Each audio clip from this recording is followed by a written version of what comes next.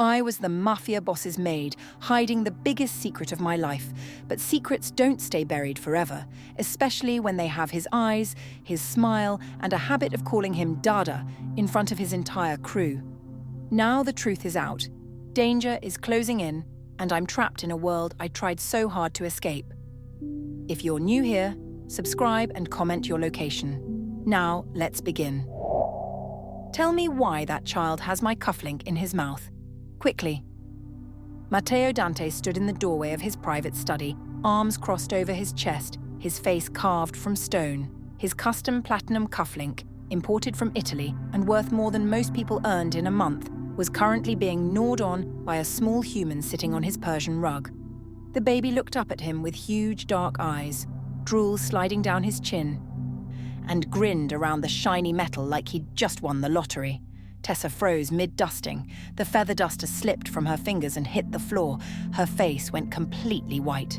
"Signor Dante, I'm so sorry," she stammered, her voice climbing an octave. "I just turned around for 1 second and he got away from me and That doesn't answer my question." Matteo's voice was dangerously calm as he walked forward. Each step was measured, controlled, predatory. "Why is there a baby in my private study, eating my $800 cufflink?" He crouched down in front of the baby, his expensive suit pulling tight across his shoulders. Up close, the kid was maybe a year old, with a mop of dark curls that stuck up in every direction and chubby cheeks smeared with silver drool. Matteo held out his hand. "Give it back." The baby looked at his outstretched palm, then at the cufflink, then back at Matteo's face. "Mine," the baby declared with shocking clarity. "Incorrect. Mine.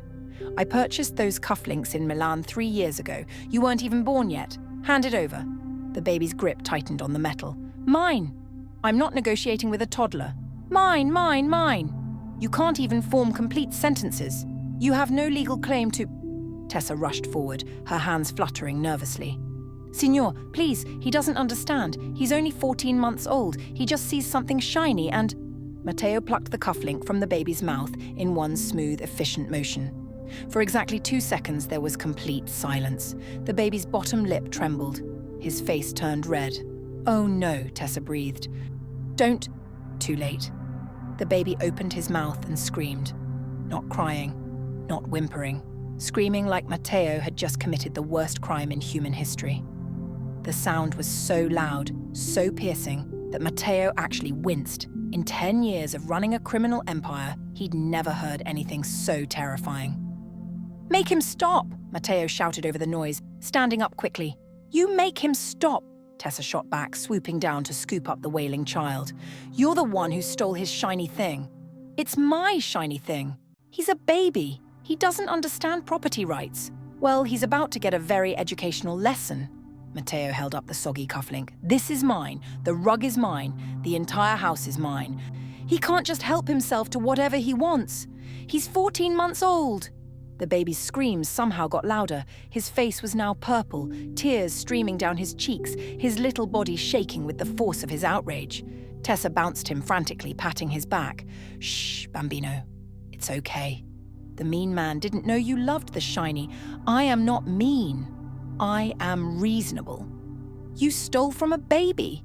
He stole from me first. That's how theft works." They glared at each other over the screaming child. The baby paused just long enough to look between them, his eyes red and wet, like he was watching his parents fight on a terrible reality show.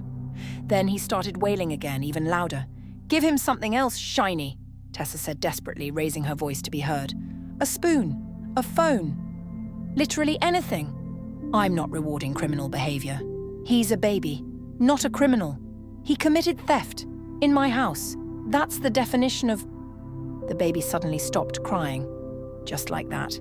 Mid-scream, he went silent. Both adults froze, staring at him in confusion. The baby looked directly at Matteo and reached out both chubby arms.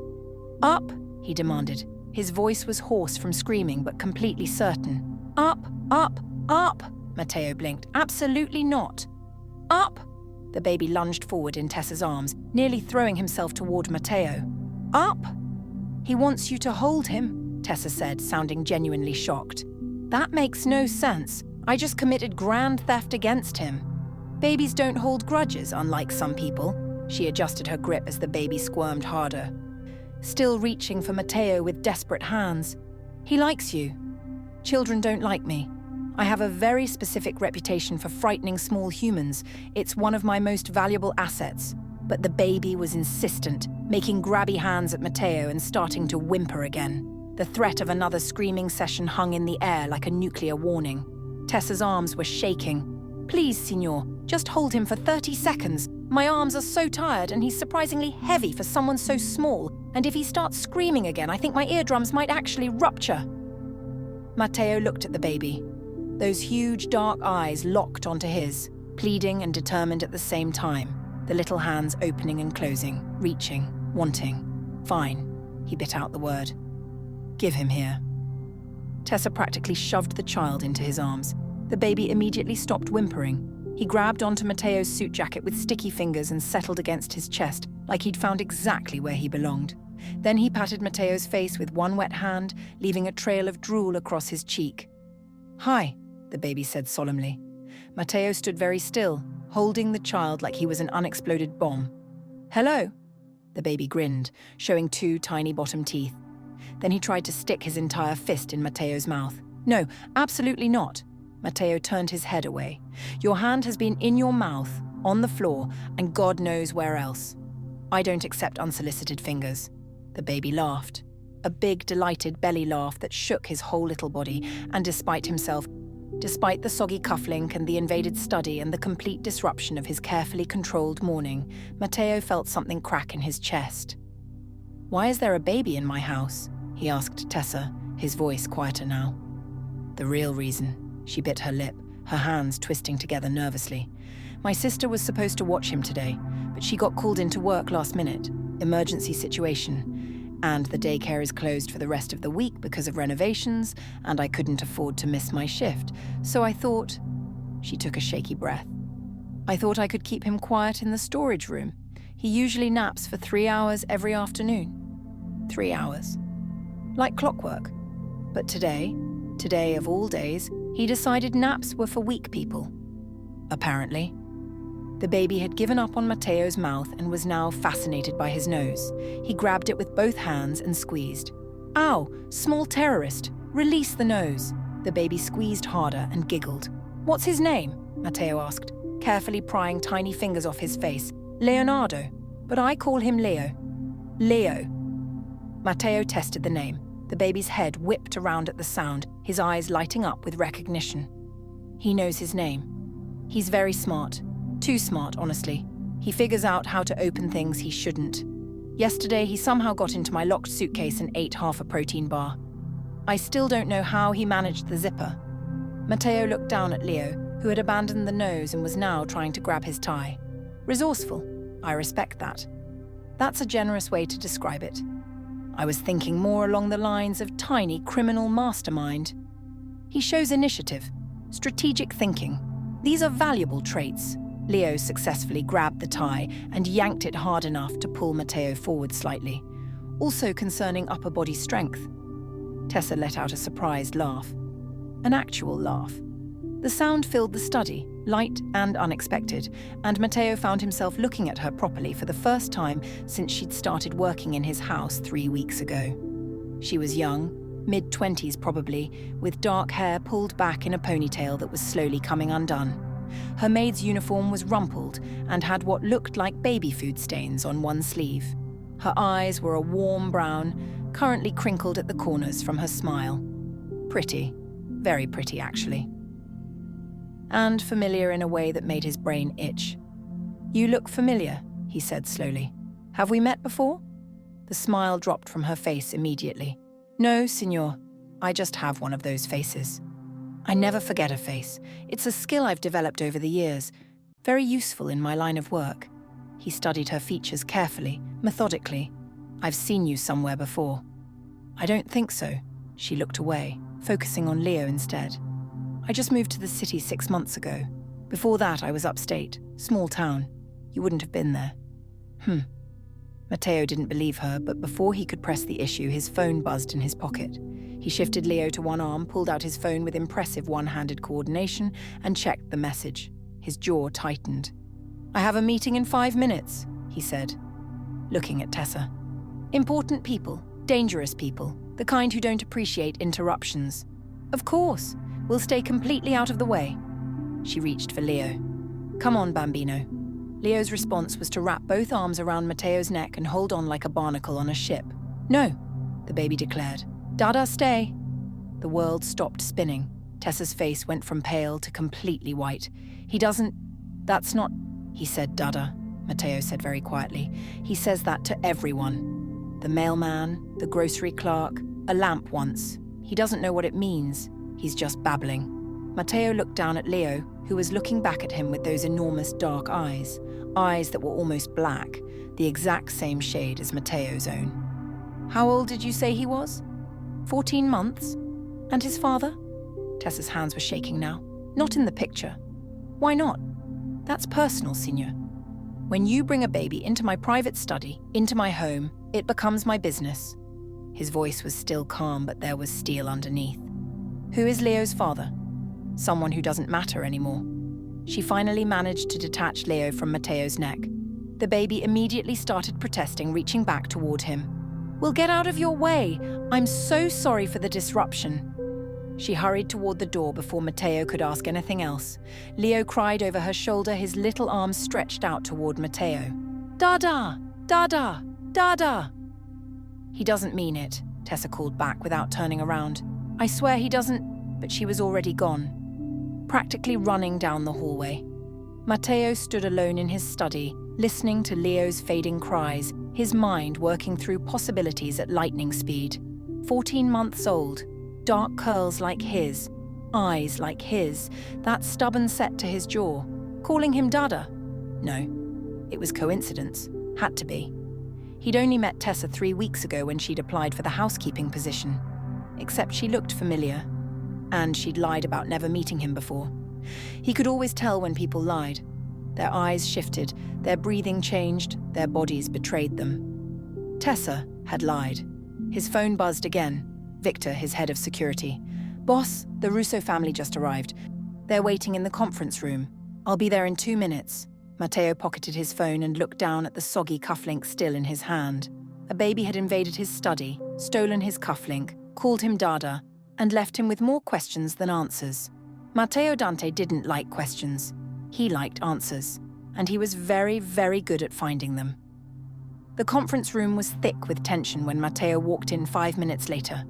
Vincent Russo sat on one side of the massive mahogany table with 4 of his top men. They all had guns visible but not drawn, a show of force disguised as preparation. Matteo's own crew sat on the opposite side. Tommy, the shark, Ricci, his second in command, small and wiry with a smile that promised violence. Big Eddie, 300 pounds of muscle and loyalty. Antonio, the hammer Ricci, the oldest member of the family at 72, completely bald, with a kill count that would make serial killers jealous. And Frankie Numbers Moretti, thin and nervous, brilliant with money and terrible with confrontation.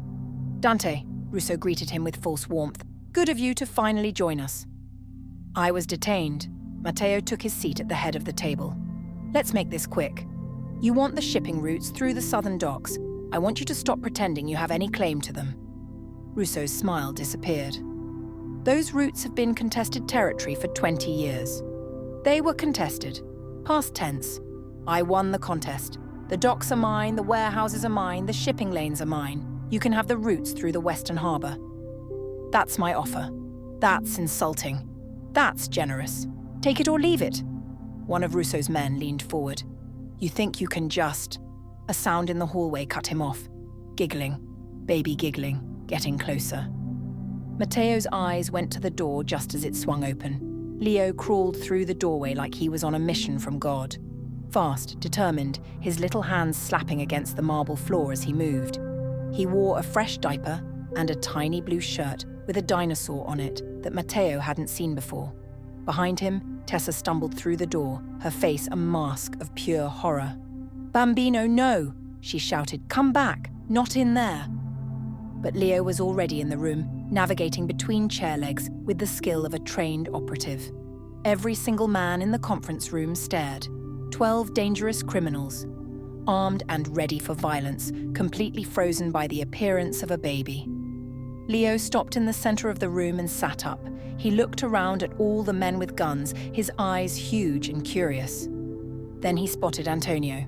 Antonio, the Hammer, Ricci, 72 years old, completely bald, senior member of the Dante family, responsible for at least 15 confirmed kills. Leo's entire face lit up like he'd just discovered Disneyland. "Shiny ball!" he squealed with absolute delight. "Oh God, no," Tessa whispered from the doorway.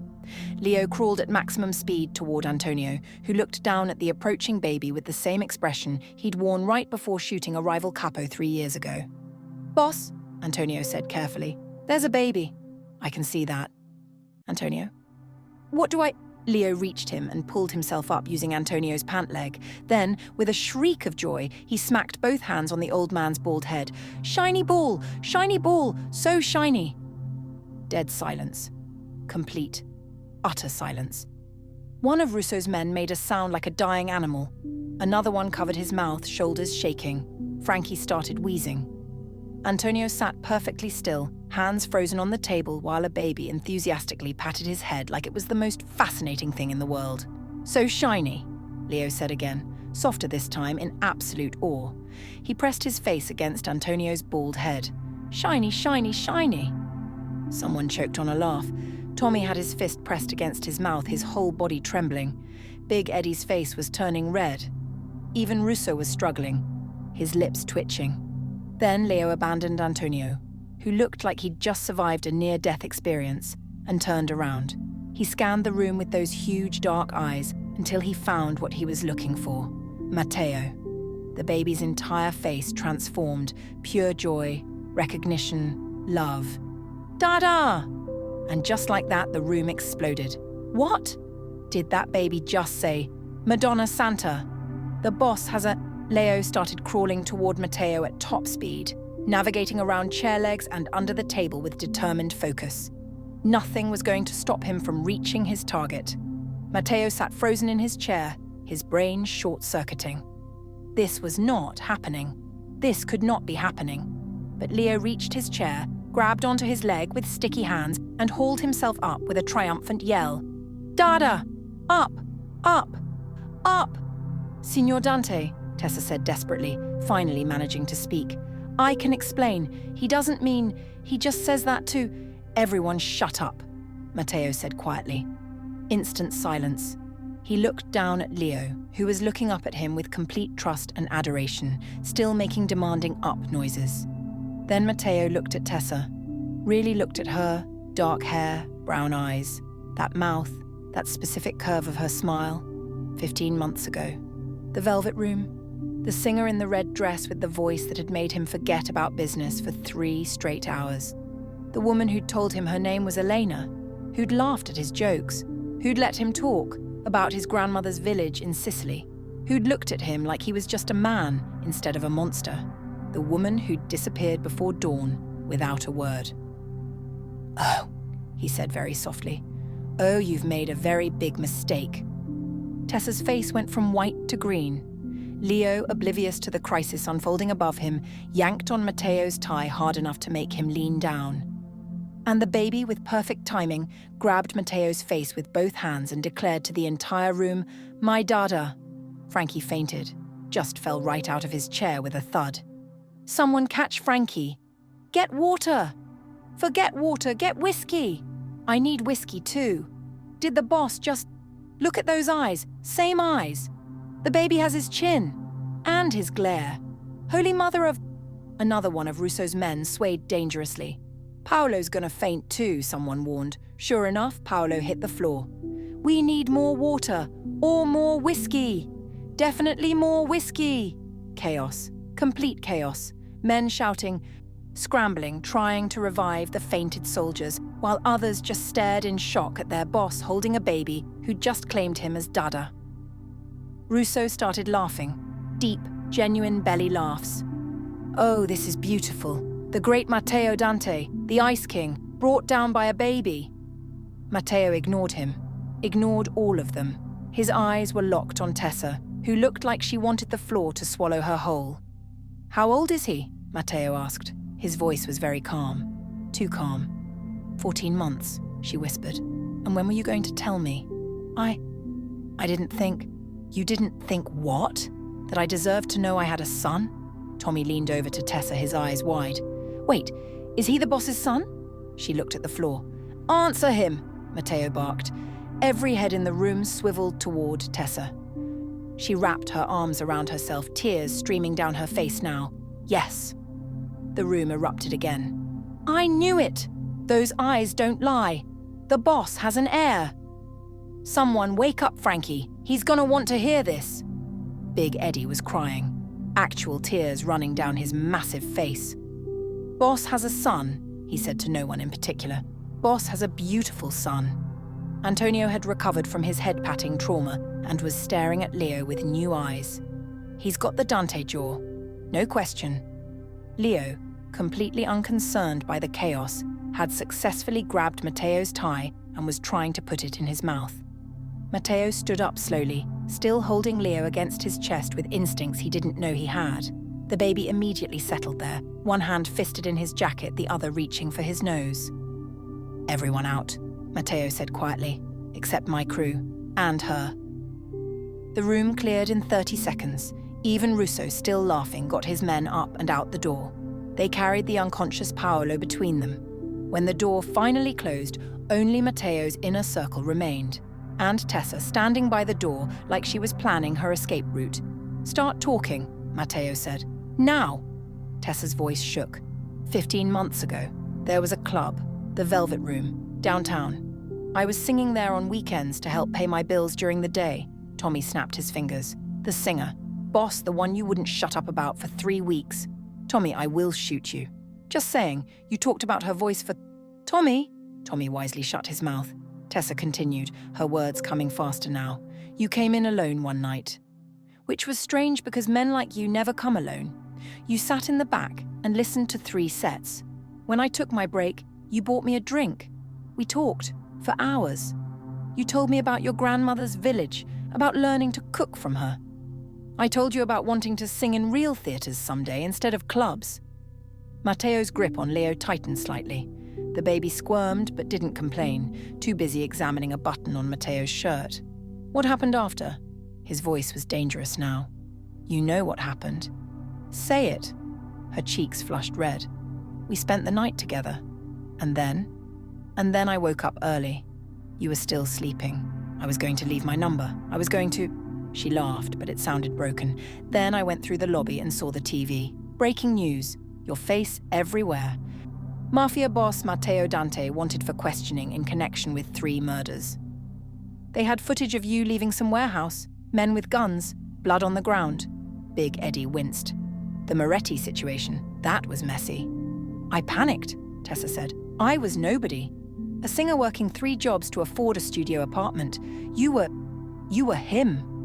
She gestured at Matteo, at the expensive suit, the power radiating off him like heat. What was I supposed to do? You were supposed to tell me when you found out you were pregnant. Matteo's control finally snapped.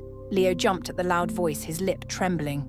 Immediately, Matteo softened his tone, bouncing the baby gently. Sorry, Piccolo. Papa's not angry at you. Don't call yourself that, Tessa said desperately. You just found out about him 20 minutes ago. He's my son. He's my son. I'm the one who carried him. I'm the one who was alone and terrified and pregnant. I'm the one who gave birth in a charity hospital because I couldn't afford anything better. Her voice broke. I'm the one who's been doing this alone for 14 months while you while I was looking for you, Matteo roared. For weeks. I went back to that club every weekend for 2 months. I had my men search for every Elena in the city. I thought maybe you were scared off by the news. I thought maybe one of my enemies had found you and... He stopped. His jaw clenched so tight it had to hurt. I thought I'd never see you again. Leo started crying. Soft, hiccuping sobs because the 2 adults he'd claimed as his parents were yelling at each other and his little brain couldn't process it. Both Matteo and Tessa moved at the same time. She stepped closer, hand out to comfort him. Matteo pulled Leo tighter against his chest, making soothing sounds. They ended up standing close together, both trying to calm the baby, accidentally working as a team. Tessa rubbed circles on Leo's back. Shh, bambino. Nobody's fighting. We're just talking. We're definitely fighting, Matteo muttered. Not helping. I'm aware. Leo's cries faded to sniffles. He looked up at Matteo with wet eyes and a snotty nose. Dada sad? He asked in the tiniest voice. Matteo's expression cracked completely. No, Piccolo. Dada's not sad. Dada mad? Dada's... He looked at Tessa. Dada's very confused. Leo patted his cheek with one wet hand. Kiss better? And before Matteo could respond, the baby leaned forward and planted a drooly, snotty kiss right on his cheek. The four men watching this scene all made simultaneous sounds of awe. Oh my God, Tommy whispered. That's the cutest thing I've ever seen, Big Eddie said, still crying. Boss got kissed by a baby, Antonio said like he was witnessing a miracle. Frankie, who'd finally woken up and been propped in a chair, just stared with his mouth open. Matteo stood very still, Leo's wet kiss cooling on his cheek, and felt something fundamental shift in his chest. This was his son. His son. Made from one perfect night with a woman who sang like an angel and ran like a coward. We need to talk, he said to Tessa. Properly. Without an audience. Boss, Tommy started. Out! All of you. Now! The crew scrambled out. Tommy was the last to leave, turning at the door. Boss, for what it's worth, the kid's perfect. Looks just like you. Out. When they were finally alone, Matteo carried Leo to one of the leather chairs and sat down carefully. The baby immediately curled into his chest like he belonged there. Sit, he told Tessa. She perched on the edge of the chair across from him, her hands twisted together. I need you to understand something, Matteo said quietly. I am not a good man. I've done terrible things. I will continue to do terrible things because that's the world I live in. That's the empire I built. I know. But I have never, not once, harmed a child. And I would burn this entire city to ash before I let anyone harm mine. He looked down at Leo, who was fighting sleep, his eyes drooping. You were right to be scared. My world is dangerous, but you were wrong about one thing. What? You thought hiding him protected him, but the safest place for my son is at my side, under my protection, in my world. His eyes met hers, dark and intense, because in my world I make the rules. I control the threats. I see danger coming before it arrives. You can't control everything. Watch me. He adjusted Leo in his arms as the baby finally surrendered to sleep. Tomorrow, you move into the East Wing, proper rooms, a nursery for Leo, everything he needs. You can't just... I can and I will. You work for me now, Tessa. Not as a maid. As the mother of my heir, he paused. As my... We'll figure out the details later, but you're mine now, both of you. Those are the facts. I'm not your property. No, you're the mother of my child, which makes you infinitely more valuable than property. He stood up carefully, cradling the sleeping Leo. I'm taking him to my room. He needs a proper nap. Not in a storage closet or a laundry basket. How did you know about the laundry basket? I know everything that happens in my house. He walked toward the door, then paused. Oh, and Tessa? Next time my son eats my imported olives? What? He looked back at her with the faintest hint of a smile. Buy him his own jar. He's a Dante. He gets the best of everything. Then he was gone, leaving Tessa alone in the conference room, her life completely upside down. 3 hours later, Victor had assembled a security team. Big Eddie had ordered enough baby furniture to fill 3 rooms. Tommy was running background checks on every person who'd come within 50 feet of Tessa in the last year. And Frankie was calculating the cost of turning the East Wing into a fortress. Matteo sat in his office, Leo sleeping in a makeshift bed of cushions on the couch while he made phone calls. I want a meeting, he told the head of the Castellana family. All the family heads. Neutral ground, 3 days from now. What's this about, Dante? I'm announcing my heir. Silence on the other end. Then, you have a son? I do. And every family in this city is going to know that he's protected, that he's mine, that anyone who even looks at him wrong will answer to me personally. Understood. I'll spread the word. Matteo ended the call and looked at Leo. Still sleeping peacefully. So small, so vulnerable, so completely, utterly his. A knock on the door made him look up. Tessa stood in the doorway looking exhausted and overwhelmed. "Can I see him?" she asked softly. "He's your son.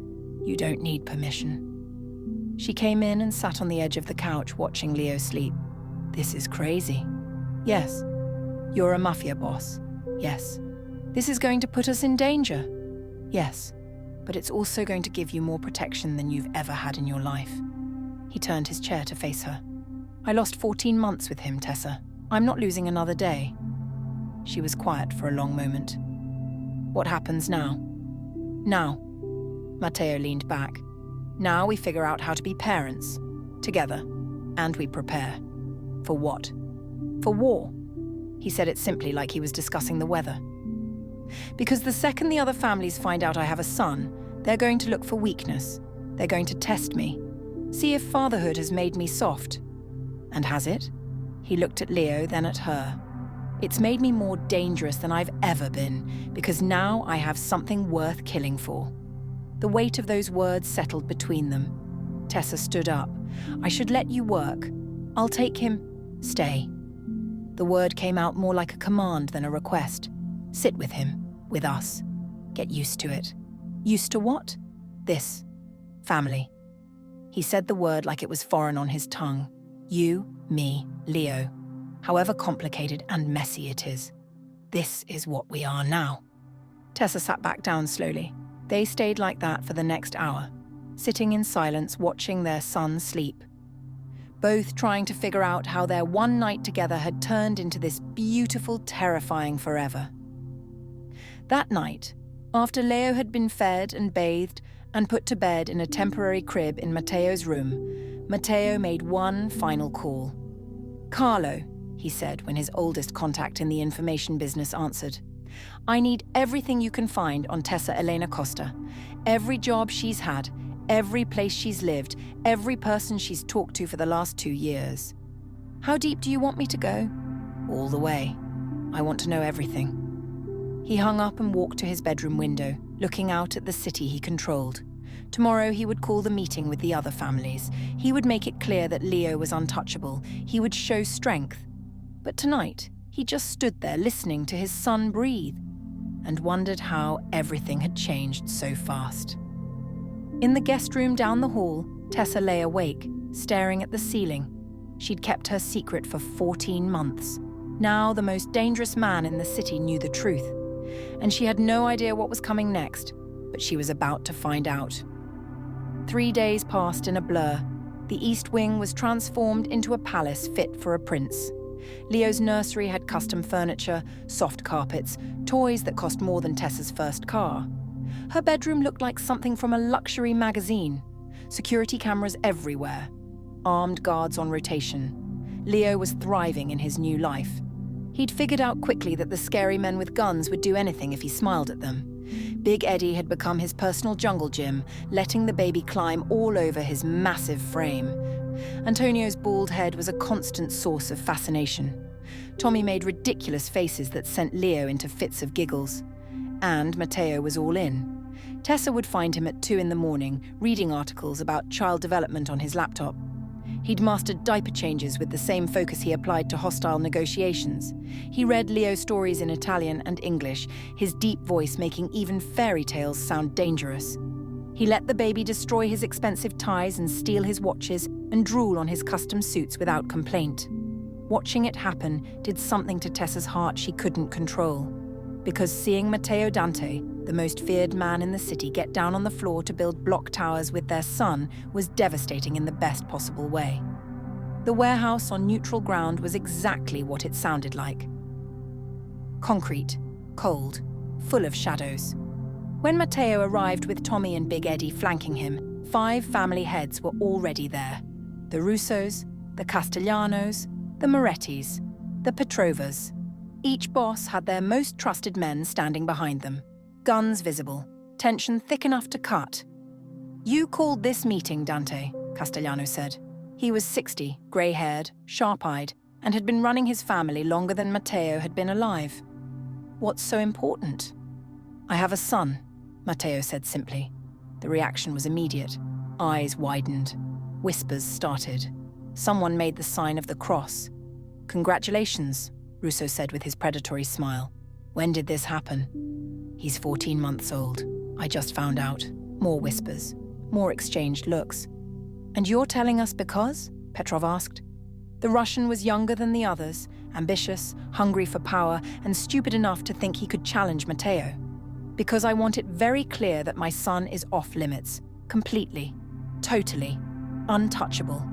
Matteo's voice was cold as winter. Anyone who threatens him, anyone who even thinks about using him against me, dies. Immediately. Painfully. I don't care what family they're from. I don't care what alliances we have. My son is the line you don't cross. We respect family, Castellano said carefully. We understand. Good. Matteo stood. The meeting's over. Spread the word. He was halfway to the door when Petrov spoke. What about the mother? Matteo stopped. Is she from one of the families? Petrov continued, his accent thick. Because if she's civilian, that's a weakness. Someone could what? Matteo turned slowly, and something in his expression made Petrov's men reach for their weapons. Petrov smiled. It wasn't friendly. Could use her. To get to you. To the boy. You know how this works, Dante. Civilians are soft targets. She's under my protection, same as my son. But she's not family. Not really. Just some woman who happened to... He didn't finish the sentence, because Matteo crossed the distance between them in 3 strides and had him by the throat, lifting him partially off his feet. Finish that sentence, Matteo said softly, his voice more terrifying for its quietness. Please, give me a reason. Petrov's men drew their guns. Matteo's crew did the same. Tommy's voice cut through the tension. Everyone stay calm. Boss, let him go. Matteo held Petrov for 3 more seconds, making sure every person in that warehouse understood what would happen if they crossed him, then released him. Petrov gasped, stumbling back, rubbing his throat. She's mine, Matteo said to the entire room. The boy is mine. They're both under my protection. Anyone who forgets that won't live long enough to regret it. He walked out, his crew following, and didn't look back. But behind them in the warehouse, Petrov stood there with murder in his eyes and bruises forming on his throat, already planning. Because in their world, weakness was opportunity, and Matteo Dante had just revealed his. 2 days passed. Everything seemed fine. Leo was adjusting to his new life beautifully. The nursery was finished, security was tight. Tessa was slowly accepting that this was her reality now. That night, they had dinner together. Just the 3 of them. A small table set up in the nursery, Leo already asleep in his crib nearby. Matteo had ordered food from the best Italian restaurant in the city. He said "Dada" 4 times today, Matteo said, cutting his pasta with precision. I'm keeping count, Tessa smiled. You're very competitive about this. He hasn't said mama yet. Clearly I'm winning. He says mama all the time. Not to your face, doesn't count. She threw a piece of bread at him. He caught it without looking, grinned, and ate it. The moment felt normal, domestic, like they were just a regular family having dinner instead of a mafia boss, a former singer, and the baby that connected them. Then Matteo's phone buzzed. He checked it, and his entire expression changed. The warmth disappeared, replaced by ice. What's wrong? Tessa asked. I have to go out tonight, business that can't wait. How long? Few hours, maybe more. He stood up, already buttoning his jacket. You'll be safe here. Victor and his team are outside. Don't open the door for anyone except me. Understand? Matteo. He crossed to her, cupped her face with one hand, and kissed her forehead. The gesture was quick, unexpected, and made her breath catch. Stay inside, he said against her skin. Promise me. I promise. He left, and Tessa sat there with her fingers pressed to her forehead where his lips had been, wondering what the hell was happening between them, and trying not to think about how much she wanted it to be real. Hours passed. Tessa put herself to bed around 11, checking on Leo one more time before she slept. He was peaceful, thumb in his mouth, completely content in his expensive crib. She woke at midnight to silence. Something was wrong. The feeling crawled up her spine like ice water. She got out of bed and padded to Leo's crib. He was still sleeping soundly, his little chest rising and falling steadily. But the silence outside was too complete. Victor's team should be out there. She should hear footsteps, quiet conversation, the subtle sounds of guards on duty. Nothing. She grabbed her phone and texted Matteo. "Is everything okay?" No response. She tried calling, straight to voicemail. Her heart started pounding hard enough to hurt. She picked up Leo as gently as possible, trying not to wake him. Wrapped him in his softest blanket. Grabbed her emergency bag from the closet. She'd learned to always have one packed after the first few years of struggling alone. Then she heard it. Footsteps in the hallway, but not Victor's heavy tread. Different, quieter, multiple sets. Wrong. The door handle started to turn. Tessa ran to the bathroom, her socks silent on the carpet. She locked the door with shaking hands, climbed into the bathtub with Leo clutched to her chest, and dialed 911. 911, what's your emergency? Someone's breaking into my... The bathroom door exploded inward with a crash that made Leo wake up screaming. 3 men in black masks. Tessa screamed, pressing herself into the corner of the tub, trying to shield Leo with her body. "Please don't hurt him, please, he's just a baby." One of them grabbed her arm and yanked her out of the tub. She fought, kicked, scratched, did everything she could while still trying to protect Leo. But there were 3 of them, and 1 of her. The last thing she saw before something hit her head was one of them reaching for her baby. Leo's screams were the last thing she heard before everything went black. Thanks for watching part 1. Will Matteo find them in time? What will he do to the people who took his family? Drop a comment with where you're watching from and whether you think Tessa and Leo will survive. Subscribe so you don't miss part 2. The chaos is just beginning.